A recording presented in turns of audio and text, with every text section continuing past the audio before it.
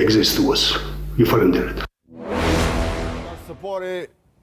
Së pari kur thua që Vleni nuk ka ide, nuk ka koncept dhe nuk ka kapacitet, unë s'di që diskutojmë më tutje. Nëse besoni që s'ka as ide, as koncept, as kapacitet, pse du të diskutojmë? Po unë besoj që i ka këto.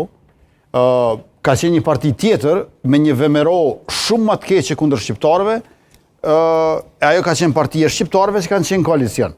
Pse atëherë s'pas ka qenë? Në kohën e Gruevskit. Pse atëherë s'pas ka qenë problem?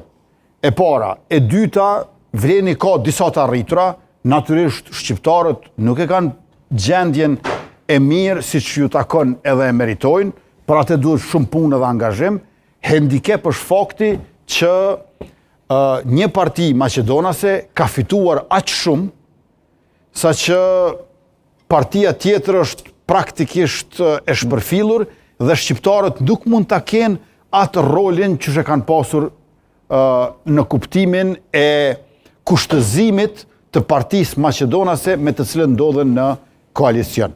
Unë tek kryeministri i Maqedonisë së Veriut Mickoski nuk kam parë inferioritet karshi presidentit të Serbisë. Dhe unë mendoj që kjo është një hapësirë shumë interesante të cilën duhet ta mirëpërdorim.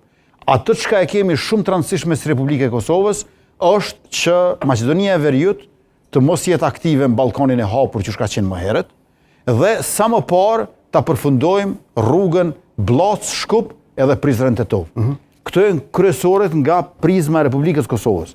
Nga prizma e Vlenit ne kemi aty një deputet, nga vetëvendosja, ata janë bërë tash një subjekt, dhe unë besoj që kjo duhet diskutohet me ta. Unë nuk mund të flas